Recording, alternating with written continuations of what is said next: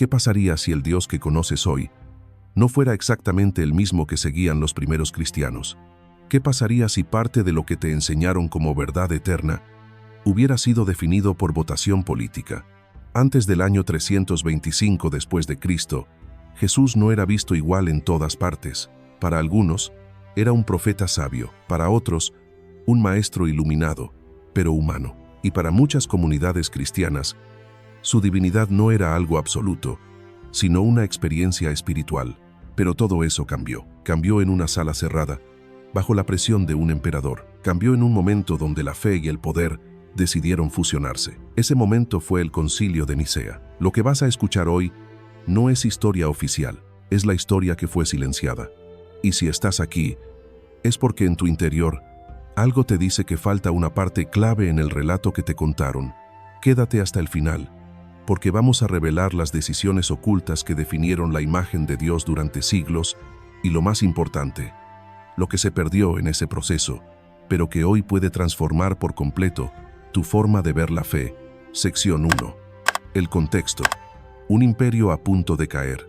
El imperio romano no caía de un día para otro, pero sí se deshacía por dentro. Durante siglos, había sido la civilización más poderosa del planeta, pero en el siglo IV, su estructura comenzaba a resquebrajarse. Las fronteras estaban amenazadas por invasiones bárbaras, las guerras civiles desgarraban al imperio desde dentro, la economía colapsaba lentamente. Y quizás, lo más peligroso de todo, la gente había perdido el sentido de propósito. Los dioses antiguos ya no inspiraban fe, los templos romanos estaban vacíos, fríos. El alma del pueblo pedía algo distinto, y ese algo empezó a tomar forma en los callejones, en las catacumbas, en las casas humildes. El cristianismo, pero no era el cristianismo que hoy conocemos. No había una sola iglesia, ni un solo libro sagrado, ni un solo dogma. Era un movimiento vivo, diverso y descentralizado. Había cristianos que creían que Jesús era un hombre iluminado por Dios. Otros lo veían como un profeta sagrado. Algunos lo adoraban como divino, pero no igual al Padre. Y muchos leían evangelios que hoy ni siquiera figuran en la Biblia. El cristianismo era más una red de comunidades que una institución. Cada región tenía sus propias escrituras, sus propias prácticas, sus propias interpretaciones del mensaje de Cristo. No había unidad, pero había una búsqueda sincera. Y en medio de ese caos espiritual, político y social, apareció una figura que cambiaría la historia para siempre: Constantino. Un emperador pagano, adorador del sol invicto, un hombre que no abrazó el cristianismo por fe, sino por conveniencia. Él entendió algo que nadie antes había intentado. Un imperio dividido podía unificarse con una religión unificada. No necesitaba muchas iglesias, necesitaba una sola. No necesitaba muchas versiones de Jesús, necesitaba una oficial. Y no necesitaba libertad de creencias, necesitaba control ideológico. Así que en el año 325 D.C., en la ciudad de Nicea, convocó un concilio. El primer concilio ecuménico de la historia cristiana, una reunión sin precedentes, con obispos de todo el imperio. Y aunque parecía un encuentro religioso, en realidad fue una operación política. Lo que se buscaba no era solamente definir a Dios, sino definir el poder. Y así comenzó la transformación más radical del cristianismo, de una experiencia espiritual libre a una religión institucionalizada, de un movimiento de fe a una herramienta del Estado, de un mensaje revolucionario a una doctrina obligatoria. Todo esto, bajo la mirada de un emperador que ni siquiera había sido bautizado. ¿Alguna vez te imaginaste que Jesús fuera convertido en Dios por decreto imperial? Déjalo en los comentarios con esta frase: quiero entender el poder detrás de la fe. Tu comentario ayudará a que más buscadores de la verdad encuentren este contenido. Sección 2. Lo que se decidió en Nicea. Nicea no fue solo una reunión religiosa, fue una sala de guerra donde se debatía el alma del cristianismo, una batalla teológica, pero con implicancias políticas, espirituales y culturales que aún hoy nos afectan. Por un lado, estaban los seguidores de Arrio, un presbítero de Alejandría. Ellos sostenían algo que había sido creído por muchas comunidades desde los primeros siglos, que Jesús, aunque divino y glorioso, no era igual al Padre. Había sido creado por Él, había sido engendrado en el tiempo, no eterno. Para ellos, Jesús era el Hijo de Dios, pero no Dios mismo. Por otro lado, Un grupo creciente defendía una idea distinta, que Jesús no tenía comienzo, que era eterno como el Padre, que compartía la misma sustancia divina, que no solo era Hijo, sino igual a Dios en esencia. Y entre esas dos visiones, ambas con raíces profundas en distintas comunidades cristianas, se jugaba una pregunta fundamental: ¿quién es Jesús realmente? ¿Un ser creado por Dios o el mismo Dios encarnado? El debate fue intenso. No había consenso. Los argumentos iban desde las Escrituras hasta la filosofía griega. Era una discusión delicada, sagrada, con consecuencias eternas. Y entonces, Constantino decidió intervenir, pero no como un fiel, ni como un discípulo, sino como emperador. No le interesaban las complejidades teológicas, le interesaba la unidad política, una sola fe, un solo dogma, un solo Cristo, que consolidara el poder del trono. Así que impuso la fórmula que hoy parece normal, pero que en ese momento no tenía consenso. Jesucristo es Dios de Dios, luz de luz, verdadero Dios de verdadero Dios, engendrado, no creado, consustancial con el Padre. Esa frase cambió el curso de la historia. Convertía a Jesús en igual al Padre en esencia y eternidad. Y con eso, cualquier otra interpretación quedó descartada. Los obispos que no firmaron el nuevo credo fueron exiliados, sus escritos quemados, sus comunidades deslegitimadas.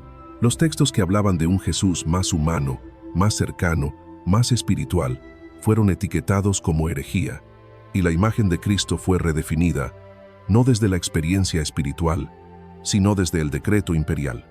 Así nació el Jesús oficial del imperio, no el Jesús que comía con pecadores, no el que sanaba sin pedir nada a cambio, no el que predicaba el reino de Dios como una revolución del alma, sino un Jesús dorado, inalcanzable, elevado al trono, útil para legitimar la autoridad imperial.